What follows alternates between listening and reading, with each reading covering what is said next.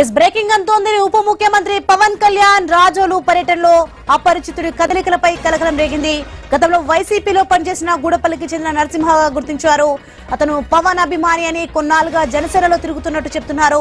ఇక అయితే రాజోలు పర్యటనలో డ్రైన్ ను పరిశీలిస్తున్న సమయంలో అధికారులతో మాట్లాడుతున్న సందర్భంలో ఆ తర్వాత ఉప ముఖ్యమంత్రికి దగ్గరగా వెళ్లడం అనుమానాస్పదంగా తిరగడంతో పోలీసులకు ఫిర్యాదు అందింది. ఇక నరసింహకు పాస్ ఎలా వచ్చిందనే కోణంలో రాజోలు సీఐ నరేష్ కుమార్ దర్యాప్తు చేస్తున్నారు.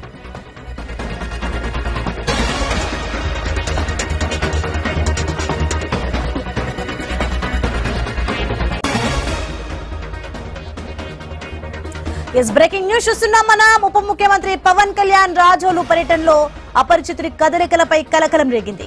గతంలో వైసీపీలో పనిచేసిన గూడపల్లికి చెందిన నరసింహగా గుర్తించారు. అతను పవన్ అభిమాని అని కొన్నాళ్ళుగా జనసేనలో తిరుగుతున్నట్టు చెప్తున్నారు.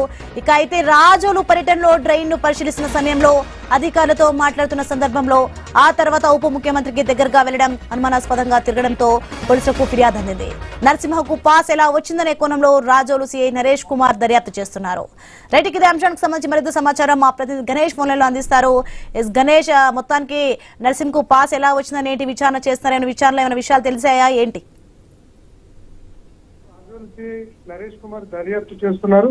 వైఎస్ఆర్సీపీకి సంబంధించినటువంటి కార్యకర్త మల్కీపురం మండలం గూడపల్లి గ్రామానికి చెందిన పవన్ కళ్యాణ్ అభిమానిగా ఉన్నటువంటి పొన్నం నరసింహకు పాస్ రావడంతో ప్రస్తుతం ఈ అంశం రాష్ట్ర వ్యాప్తంగా హాట్ టాపిక్ గా మారింది. కొద్దిసేపటి క్రితమే ఉప ముఖ్యమంత్రి పవన్ కళ్యాణ్ సంబంధించినటువంటి పేజీ నుంచి అంబేద్కర్ కోనసీమ జిల్లా ఎస్పీ కార్యాలయానికి అపరిచిత వ్యక్తి ఈ నెల 26న అంబేద్కర్ కోనసీమ జిల్లాలో పవన్ కళ్యాణ్ పర్యటనలో తిరగడం జరిగింది. పవన్ కళ్యాణ్ ఎక్కడుంటే అక్కడ అతను తెచ్చన్నట్లుగా అనుమానాస్పద ఫిర్యాదు చేశారు.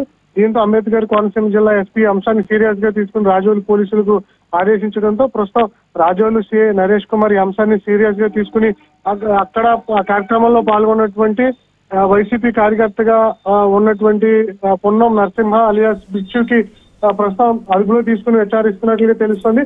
అసలు పాస్ ఎక్కడి నుంచి వచ్చిందన్న అంశం మీద దర్యాప్తు చేస్తున్నారు.